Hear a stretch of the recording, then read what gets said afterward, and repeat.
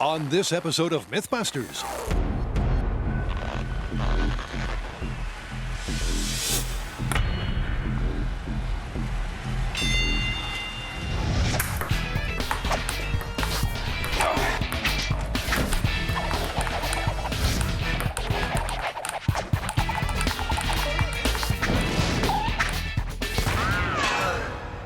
Apparently, a ping pong ball can kill you. Yep, duck, cover, and dance? Hey! To tackle a duo of deadly ballistic mysteries, What the f? Nothing's making any sense. the team engages in an arms race It's just a pleasure. of incredible ingenuity. First, in a world record-breaking attempt, This has never been done before. wow! It's scary. Jamie and Adamas will ping pong make a mortal mark. Go! That was an ever-loving smack of a bang. Then, Carrie, Grant, and Tori feel the force I am your father. in a Tsar War. Will an ice cannon One. really blow the daft invaders away? A lot of drama here on the set of MythBusters. Who are the MythBusters? Adam Savage I reject your reality and substitute my own. and Jamie Heineman. Bye-bye. Between them, more than 30 years of special effects experience. Together with Grant Imahara, Carrie Byron, and Tori Belleci, It's about to get real. they don't just tell the myths, they put them to the test.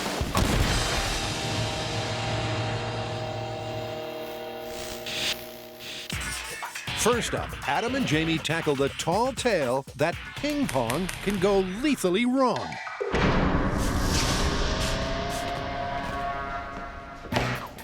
Really? A ping pong ball can kill you. That's the myth. There's no way it has enough mass to actually penetrate anything. 18-0. But what if the ball was going really, really fast? Enough already! It's an interesting physical conundrum. Can such a delicate object with so little mass achieve ballistic lethality? Is it possible to fire plastic ping pong balls fast enough to result in mortal damage? So if you're thinking an itty-bitty ping pong ball can kill you, what's your plan? Well, force equals mass times acceleration.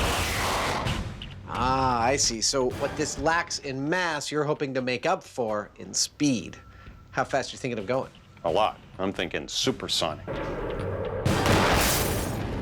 I love it. Where should we start? Human power? Go down, bat a few of these around, and see how fast we can make them go? Yep. Sounds great. As the MythBusters know, That's pretty serious. speed kills. The greater an object's acceleration, the more force on impact. I'm going to cook this now. And before the guys attempt to mechanically ramp it up to supersonic, the minimum that Jamie thinks is required for a lethal hit, our less than professional players have given the manual speed test everything they've got. So, Jamie was able to rocket the ball off his paddle at 68 miles an hour. I was able to do it at 75 miles per hour. Neither of those speeds anywhere close to lethal. But I have an idea for getting it to go a bit faster. Perfect. I'm gonna build it. Their hands-on technique obviously failed to fuel a fatal force. So Adam puts together an air pressure-powered ping pong pop gun. Here's how this works. This is what I call a breech loading pop gun. Here's the breech. There's the ammo. Seal it up. Pressurize from here. Open it up. Point it in the direction you want to hit with a ping pong ball. Release with this high pressure valve. And Bob's your uncle. What does Bob's your uncle mean? Well, it means hopefully that we've gotten the ping pong ball to an impossibly large speed.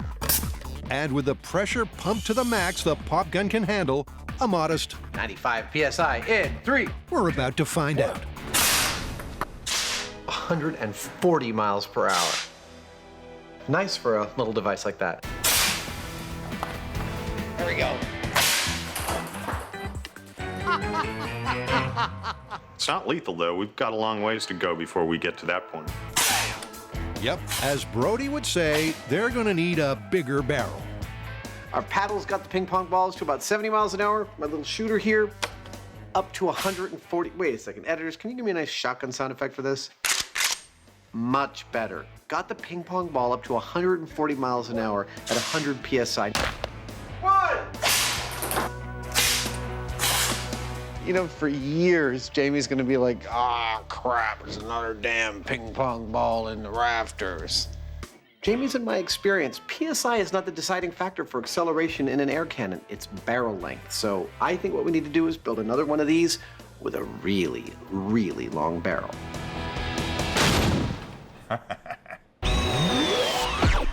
Up next, an age-old, ice-cold ballistics mystery from history.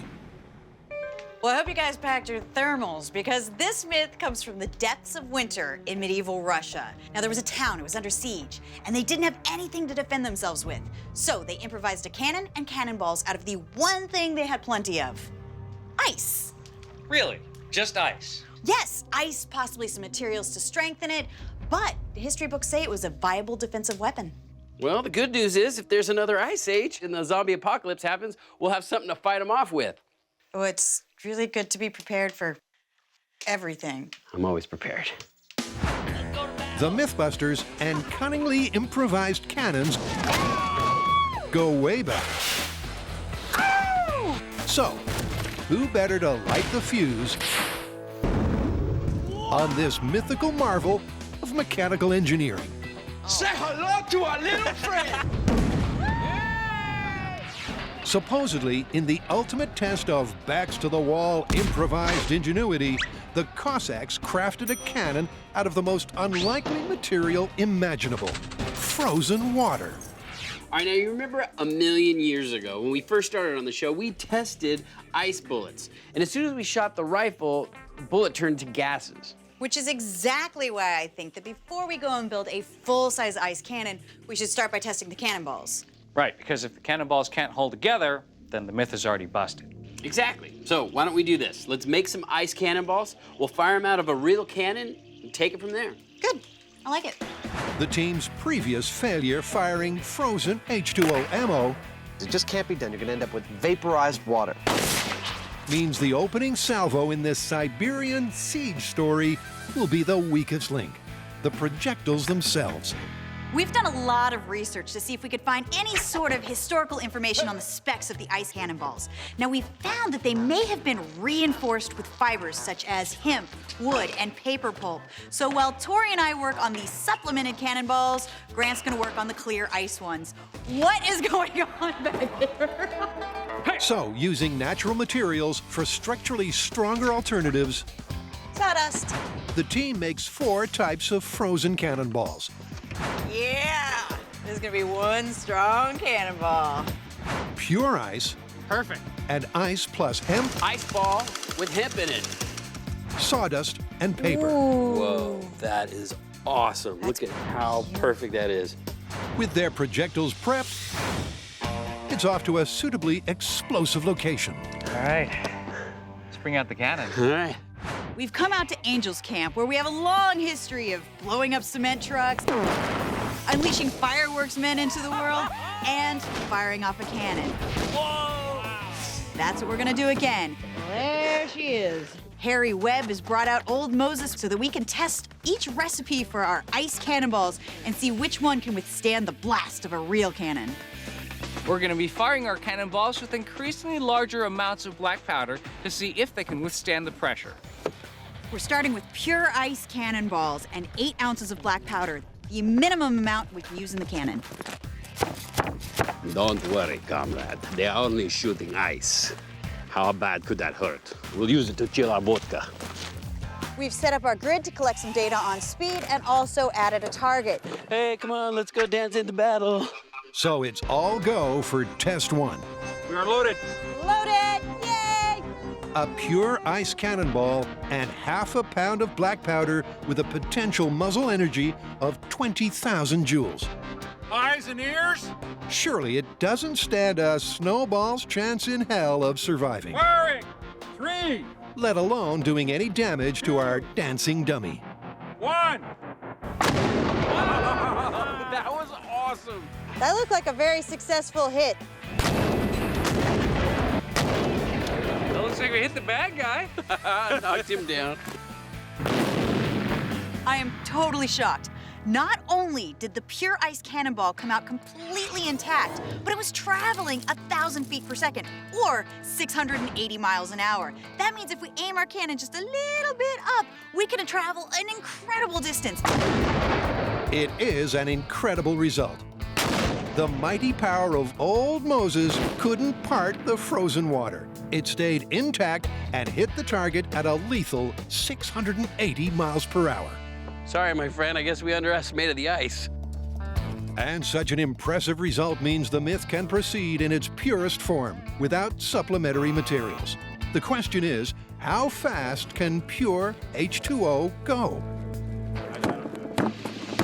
To find out, they're doubling the black powder dose.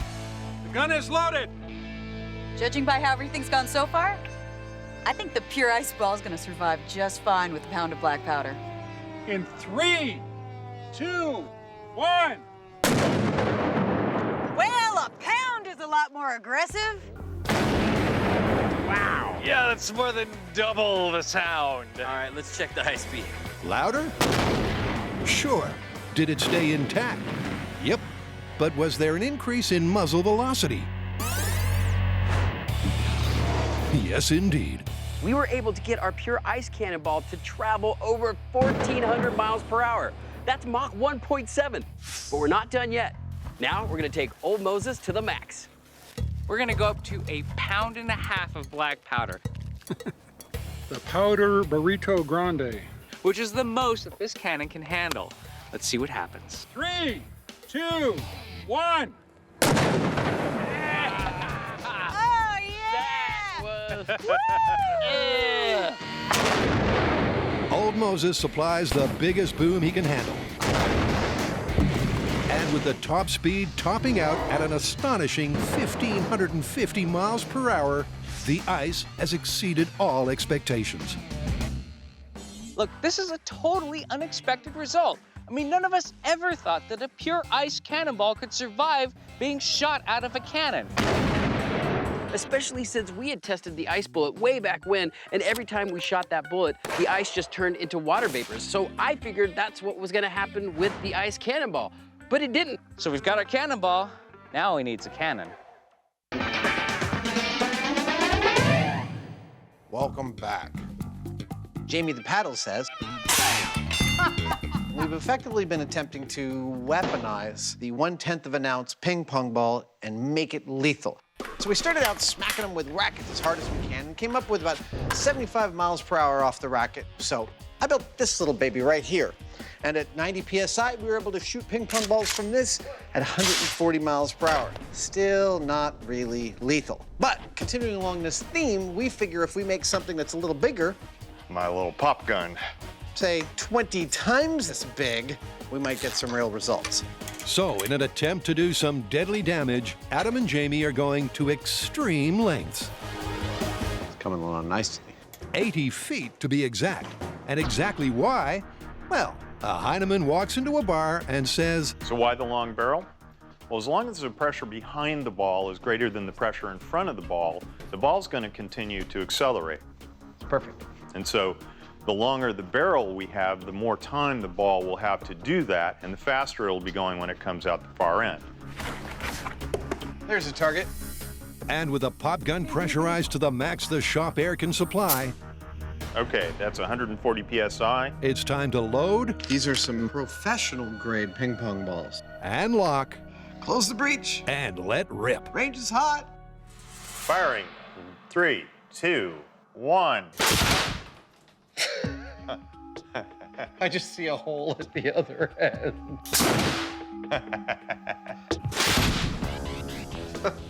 Wow, That is far out. that's a fast little ping pong ball. Wow. Well, our 80-foot-long barrel sent this ping pong ball through an inch-thick piece of honeycomb cardboard, which in and of itself is not that incredible a feat, but it left a visible mark on 3/4-inch plywood. That is something more than I expected. It certainly banged up the backboard. But what about the crunch numbers? 453 miles per hour. That's a good place to start. Absolutely. So we got this ball going 453 miles per hour. That's really fast, but I have to say, I don't think it's lethal. Based on what I'm seeing with this ball, it might break a rib, it might give you a really nasty bruise, but it's not going to kill you. However, the damage done was 10 feet from the muzzle. And the air resistance over that distance is significant for such a lightweight object. So, what would happen if the target, say a glass of wine, Cheers. was much closer to the barrel? Ammunition? We're going to fire our ping pong ball at a few different types of objects to see what it does. Range is hot. On your call. You never know what you'll find out. 3, 2, 1. Wow. That was really lovely from here. The sound of broken glass, the cloud of red liquid was deeply satisfying. But what does it tell us about the power of ping pong? So what does 453 miles per hour mean to your average glass full of wine? Wow. Now, before the ping pong ball gets anywhere close to the glass, the air in front of it has to escape from the barrel, and that's what's happening here. That air is escaping at probably something approaching 453 miles per hour, and it's starting to peel the liquid out of the glass. That's the Bernoulli effect. Look at that. That is far out. It's like it's boiling. It's like it's on fire. The glass is half empty at this point, and the ping pong ball still hasn't shown up to the party. Oh, I think bad things are about to happen. Now when the ping pong ball shows up and it touches the glass, everything shatters. But notice that the ping pong ball's mass is still so light, it doesn't actually go through the glass. It actually bounces off the liquid of the wine that's still remaining in the glass. That is a beautiful shot. Beautiful, but not nearly lethal. It deflects rather than penetrates. So to make a mortal mark, they're going to need more speed, more momentum, and a step into the unknown. This has never been done before. It's scary. Carrie, Grant, and Tori are testing the ultimate in backs-to-the-wall ballistics ingenuity. Hey! And so far, Don't worry, comrade. it's all go on the fro blow. Sorry, my friend, I guess we underestimated the ice. The team has the balls, now to build the barrel. They say size doesn't matter, but that's exactly what we're gonna test. Now, what I have here is a giant cardboard tube.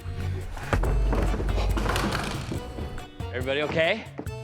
Now, this is how we're gonna make our ice cannons. This is the mold that we're gonna fill up with water and let it freeze so we can make our cannons. So I'm gonna build a couple of different sizes, and we're gonna see which one is the strongest to withstand the exploding black powder. Yep, when it comes to cannons, size really does matter. The breech, that is the explosive chamber at the base of the barrel, has to contain and channel the energy of the black powder blast. So to find the optimal dimension, Tori is building 3 breeches with 4, 6, and 8-inch walls and diameters of 12, 16, and 20 inches. Too thin, and it'll explode. Too thick, and the mass becomes structurally prohibitive to move around. All right, so now that the tubes are filled up with water, we just need to let them freeze, and then we'll have our breeches. And 1 week later, the ice-cold cannons are ready for a refrigerated trip to the bomb range. This is gonna be fun. So we now know that half a pound of black powder is enough to propel our ice cannonball at 680 miles per hour, which should give us enough range and enough damage to be a viable weapon. Now what we need to do is work on the breech. God, it would suck if this thing fell. We have a 4-inch wall, a 6-inch wall, and an 8-inch wall. We'll put our half pound of black powder in there and see which one of these, if any, is able to survive the kinds of forces that are generated in a cannon. First up is the 20-inch breach with 8-inch walls. Don't let go. Oh my God! Where surviving the half-pound black powder blast may not be the only issue. I gotta tell you, I can see some problems with working with ice. Yeah, I don't know how these guys would have been able to actually maneuver an ice cannon. Mass is a big concern. The larger it is, the harder it'll be to build, move, and manipulate. Plus, even in the deepest midwinter, Loading the charge now. due to the insulating properties of ice, freezing large amounts of water takes a long time. All right, we're set. Let's go to the bunker.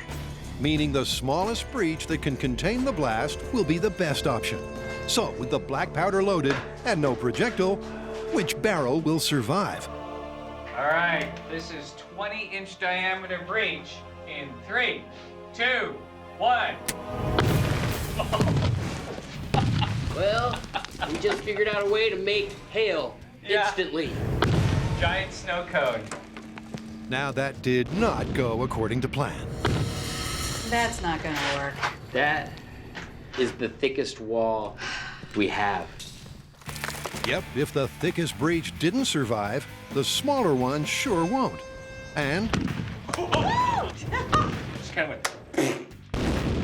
2 quick booms later, it's confirmed the breaches with a half a pound of black powder Oh, it's snowing. are a bust, but the myth isn't. We need a backup plan. What if the team set their sights slower? Right now, it is not looking good for the myth. But you know what? Maybe we're using too much black powder. Maybe we need to find the perfect amount of black powder to launch the cannonball and not destroy our cannon. So with a few more freshly frozen 20-inch breaches, the team decides a little less boom is required and not more ice. Now, the reason that we're going with less gunpowder rather than thicker ice is twofold. See, what tends to happen with ice is that the outer layer insulates the inner layer, so the core never really freezes solid. The second reason is that when you get to ridiculous sized ice, it becomes unwieldy, therefore ineffective as a weapon. So we'll get out our 20-inch breaches, voila, lower the gunpowder, and see if we can get a speed that is potentially deadly. They're scaling down the black powder from 8 to a mere 1.25 ounces. If the 20-inch breach can't handle this, All right, our cannon is hot. the myth is surely busted. In 3, 2, 1. I think it did it. It worked! We shot the plug out without blowing up the breach. It was a somewhat less than big boom, but it's a start. Our breach hasn't exploded. It's still intact, which means it's reusable. We're gonna keep going. 1.75's next. All right, ice breach locked and loaded. Let's do this. In 3, 2, 1. Now that was more impressive. But can a brand new breach contain 2 ounces? 2 ounces. In 3, 2, 1. Oh. All right, looks like that was too much. I guess 1 3/4 ounces, that's the perfect amount. Yeah, 2's just a bit too much. So, we've got the ball, we've got the amount of black powder, we've got the size of the breach. You know what that means? That means it's time to build a full-size cannon and go for it. So with the key parameters in place, Right, 20-inch tube. it's back to base for the big build. Cut this down to 5 feet. A 5-foot ice cannon that can. That's big. This is how we build our full-size, fully functioning ice cannon. First, we get our large cardboard tube and we seal them down to a base with a 2-part polyurethane resin. This is totally as much fun as it looks. Then, we take a board the size of the cannonball, 3 1/4 inches, and we inset that into our large cardboard tube. After that, we fill the whole thing with water. Like they say, just add water. We freeze it, and hopefully we will get a perfect, beautiful ice cannon. While the cannons are in deep freeze, I'm gonna be building the carriage. Now this is gonna allow us to move our cannon around and aim it. Best part is, it's gonna have 18th century wheels. But the most important thing is that it gives us support. Now that's a long screw. This ice cannon needs to be fully supported because if it flexes at all, it's gonna crack, and there goes our weapon. All right, I think that's it. Time to go get my cannon.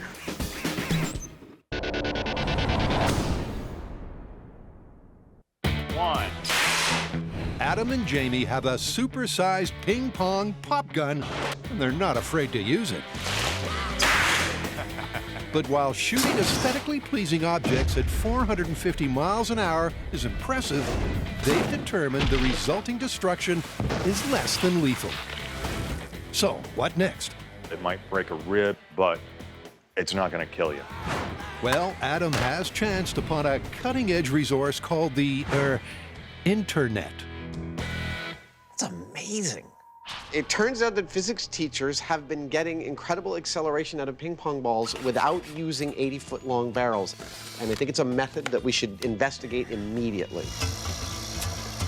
Okay, cool. It's working all right. What they've been doing is they've been taking a 36-inch long tube of PVC, and they've been putting a ping pong ball in one end. Then they put packing tape over each end of the tube, and they use a vacuum to draw a full vacuum in that tube. Okay. Here we go, pulling the vacuum. Then, when they pierce that side, of course, air wants to rush in to fill the vacuum, but the ping pong ball's in the way. So it starts to move forward. Just everyone back off a little bit. There's nothing in its way in terms of air because there's a vacuum. And so it bursts out of this side at something over 300 miles per hour. That's the theory. Here we go. Whoa! Holy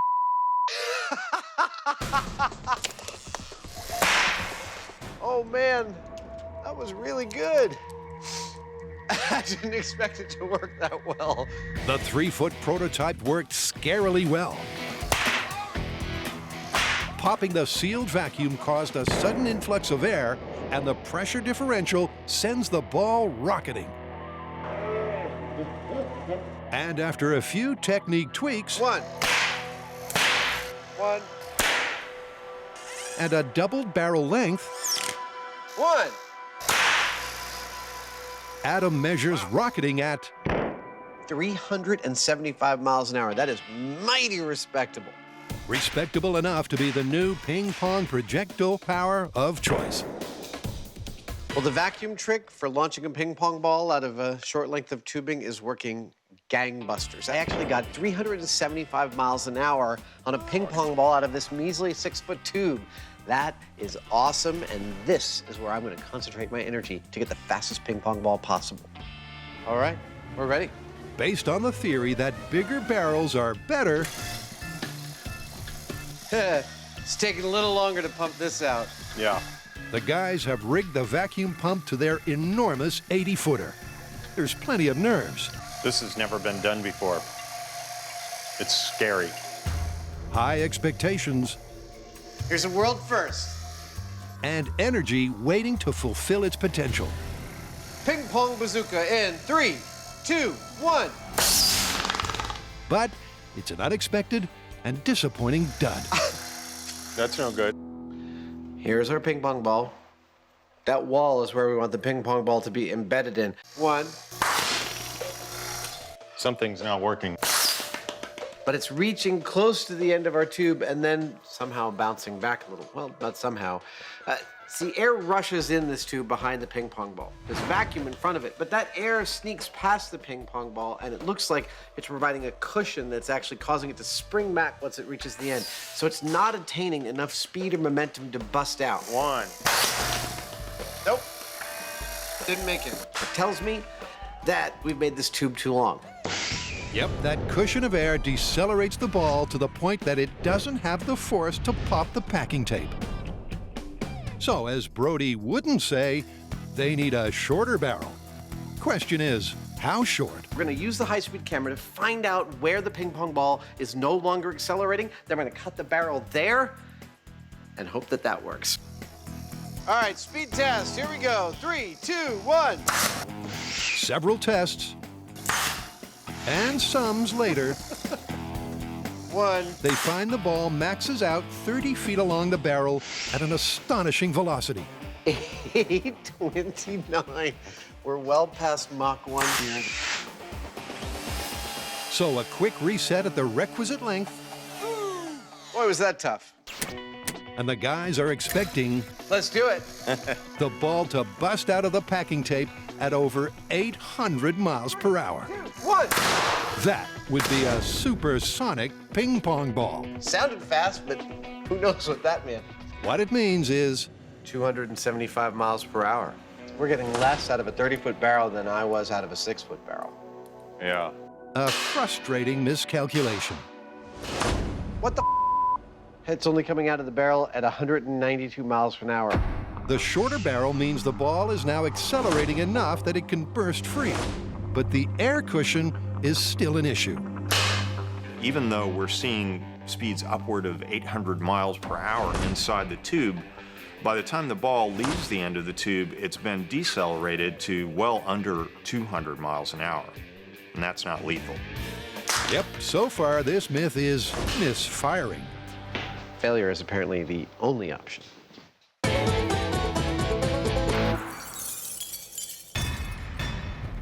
Back at Big Boom HQ, Look out, people! We have an ice cannon! Ice cannon! Ice cannon! it's time to get down to business. Cannon goes here. We've come back to Angel's Camp to do the final experiment in our ice cannon myth. 100 feet. Now, so far, it's been very surprising. We learned that ice cannonballs actually stay intact and can go the distance.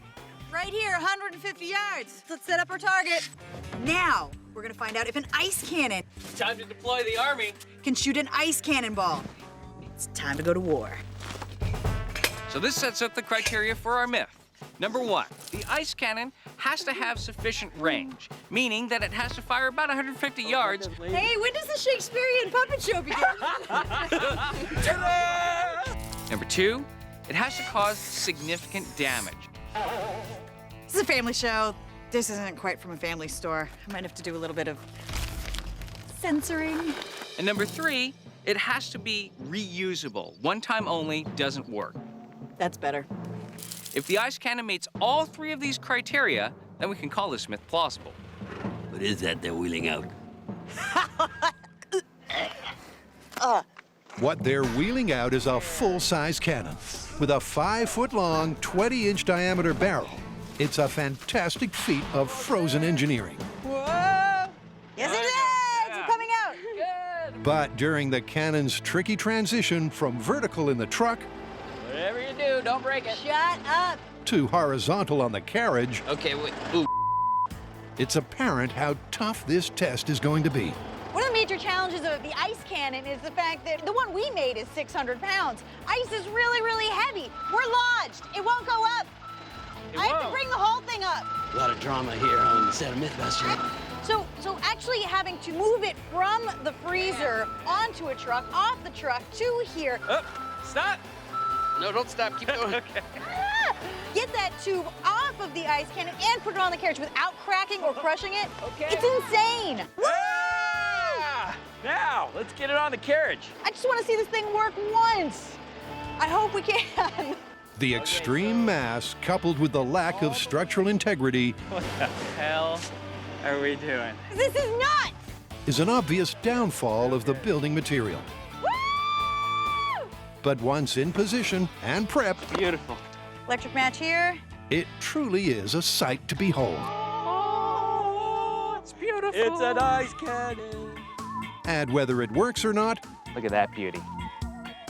Don't stand in front. the backs-to-the-wall ingenuity is to be celebrated. All right, we're wired and hot. What this really is about is innovation, improvised weaponry, taking what you have to make something completely dangerous and totally cool. Or maybe a little dangerous. We'll see. In our quest to make the innocent 2.7-gram ping pong ball lethal, we have gone through several stages. First, we started out with a pressurized pop shooter that I made and got a speed of 150 miles per hour. But more barrel is better when it comes to pressurized guns. Wow! So we made an 80-foot long barrel, 453 miles per hour. And the future was looking bright. Then I came across a technique online using a vacuum chamber. Here we go. that got us amazing speeds on this bench of 375 miles per hour. Holy So we thought, let's just add some more barrel. 1. That's no good. So far, that has yielded pretty much bupkis for us. What the Nothing's making any sense. But I have, in researching this technique further online, come across a modification to it that might just give us what we're looking for, and I'm about to build it. It involves a choke. With this new piece of tech, Adam's bringing a little rocket science to the ping pong party. And to understand what it is and if it works, Adam's first testing a short barrel prototype. Part of this rig is very familiar, but the addition of the choke. Oh, kidding. After I pull a vacuum, I'll put this on here, thus making this a sealed pressure chamber behind the barrel. Vacuumizing. When I feel like I've got a full vacuum, I then hook shop air pressure up into this, and the extra 40 to 60 to 80 PSI that comes out of here will burst this piece of tape, sending everything going, supposedly, much, much faster. I really hope this works. 3, 2, 1. Whoa, whoa. Wow, wow. The blast of pressurized air popped the vacuum and added extra energy to the equation. But just how much? 779 miles per hour. Mama. That's what I'm talking about. What Adam's talking about is that after all their hard work, they have a ping pong ball faster than the speed of sound. That's quicker than this and this. So where next from here? So this is now a working proof of concept. We found out about this technology of adding a choke, like rocket science. Rocket science uses a choke to make jets and rockets work, and we put it here with some pressure behind it, and we got 779 miles per hour. So now, we're gonna go to a bigger location. And what a location. Don't you wish this could be our shop? Boy, do I. Here at fabulous Fort Mason, Adam and Jamie will definitively answer the question, how fast can a table tennis ball fly? 1 down. And then test its lethality by supersizing their prototype ping pong pop gun barrel. And that's the last one. And the pressurized choke chamber. Back in the shop, they've used less than 100 PSI to pop the packing tape vacuum. Now, they're ramping it up to 500. Ready? Ish. And they want to deliver that massive blast I hope you don't break my arm. fast. I think that was pretty good. I think that was pretty good. And with the big beast hooked up and ready for action, here's how it's going to go down. The setup out here should be pretty familiar to anyone who's been watching thus far, except for the fact that the barrel's 150 feet long. Behind our vacuum tube, of course, is our pressure chamber, and pressured to 500 pounds per square inch of pressure. The whole business is activated by this lever, which we will set off with this. And so, with the air evacuated from the barrel and the choke ready to charge, Jamie steps up to the plate. Here we go, 500 PSI, 150-foot long barrel in 3, 2, 1, do it! It is like a magic trick here. I was looking at the ping pong ball and then it just wasn't there. Do it! It wasn't even like I had a sensation of it moving. It just whisked out of existence. Which bodes well ballistically until the evidence is found. There's very little of the ping pong ball left. And then examined on the high speed. It's not even left the barrel and it's totally shattered. That's a bit of a problem. The problem being they need the full weight of an aerodynamic, intact ball for maximum mortal damage. The good news is it was going at a speed of 1,086 miles per hour. That's pretty fast. That is pretty fast. Even though our ping pong ball was going at Mach 1.4, which is amazing, I can't say that that was successful because it wasn't a ping pong ball when it left the barrel. So we're gonna cut this barrel at 20 feet. We're gonna lower the overall pressure. Here we go. 20-foot barrel, 300 PSI, semi-slow release. We're not sure what's gonna happen. 3, whatever does ought to really help inform us about what's going on. 2, so here we go. 1, go.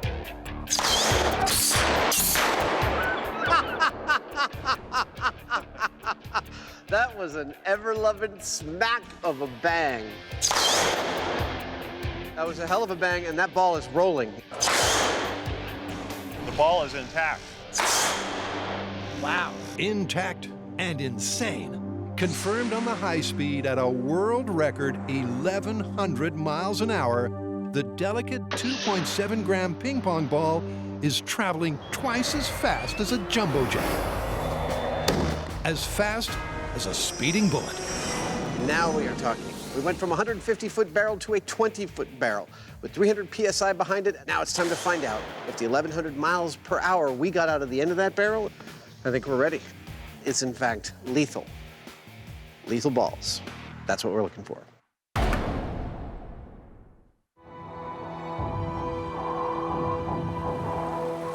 In the depths of an 18th century Siberian winter,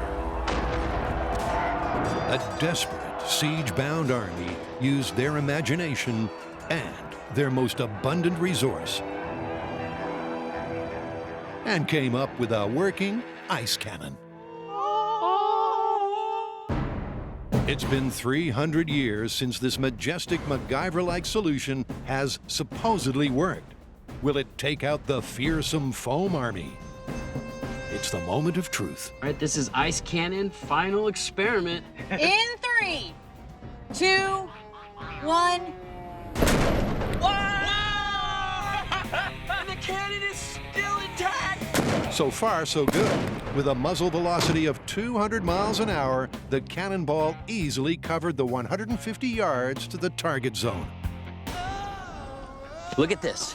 This is the ice cannonball. This is awesome. We took our first shot and we reached 2 of the parameters. One, we made the distance, and our cannon is still in good condition. We can take another shot.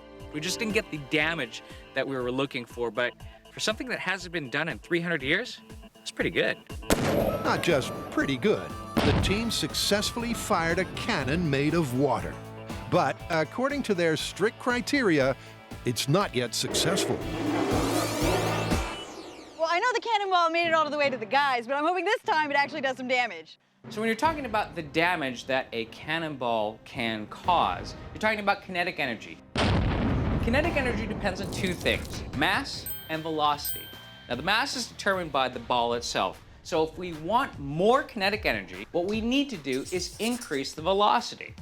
Now under normal circumstances, all you need to do is add more black powder and it comes out faster. But the more black powder we put in, the greater risk of destroying the cannon itself before we get a lethal shot. So with the same amount of black powder, add a tweaked trajectory. We are hot. Will the ice-cold cannon this time be an ice-cold killer? This is the ice cannon. In 3, 2, 1. Whoa! The answer is no. Although the ball more than covered the distance, sailing over the heads of the targets, this myth is on the rocks. I like this. I'm going to start crushing my ice this way. Mixing fire and ice was never likely to be a dangerous cocktail. But given the severe limitations of the material, it was an incredible effort of ingenuity. This is the myth that was almost plausible so many times. It was looking so good in the beginning. We started out with our ice cannonballs, fired out of a real cannon at high speed. Then we went to the breeches and we found a breech size that would hold a reasonable amount of black powder. We put the whole thing together, built a full-size cannon, brought it out here to face our army. And it was, again, looking very promising. But unfortunately, on the one that would have caused the most damage, which is the one that sailed over the army's heads and hit the wall, that's the one where the cannon itself exploded. And for this myth to be plausible, we have to have damage and range and reusability all in one, and that just never happened. At this distance, I'd be a lot more scared of a major league pitcher. Damage! Thwack! Now that could be lethal. So, unfortunately, I think we have to bust this one. And I'm not happy about it.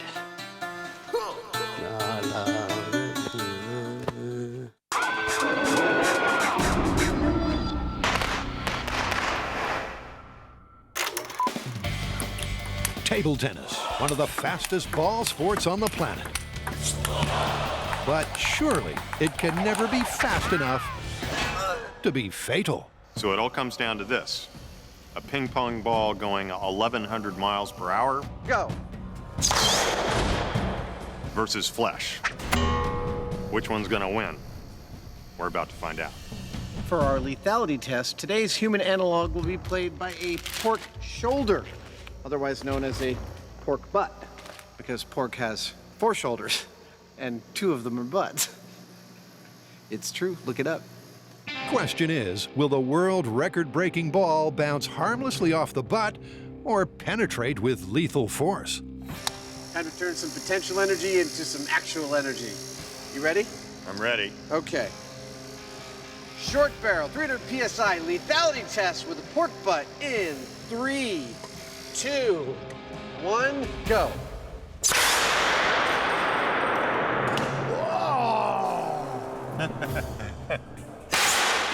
That was a blast. Literally. But how did our porcine pal fare? All right, let's look at the damage. Ooh. Dude, there's like flesh trauma going down 1.5 inches into here. That's impressive. I must admit, if you'd asked me beforehand, I would have told you that I thought the ping pong ball was going to bounce right off of the peg. I thought the mass of the 2 objects was such that the ball really wouldn't do that much damage. I am shocked by how much damage it did. Now that thing actually penetrated. That's ping pong ball shaped. That is a shocker. That would hurt. But I think we still need to call that this is a non-lethal hit. It did not penetrate all the way through the flesh or leave some gaping wound, and barring some lucky hit, that is not a deadly hit. This is a substantial flesh wound, but it ain't lethal. Yep, despite the extreme air pressure and a supersonic ball making the pig fly, the impact did not mortally harm the hound. Our next victim, a table tennis paddle. But Adam and Jamie aren't done with their ping pong bazooka just yet. This unsuspecting paddle comes out of Louisiana. 3, it totally doesn't. It just sounded like a right state name. 2, and it has no idea what's in store for it. 1, totally knows what's in store for it. Go. Holy Batman. There's your problem. That is a beautiful, beautiful object. That is an 1,100 mile per hour ping pong ball, ladies and gentlemen. So, final verdict, a Mach 1.4 ping pong ball might just be the fastest ping pong ball in history. Extremely dangerous, but not lethal. Not lethal at all. The myth is busted. Busted it is. Let's get out of here.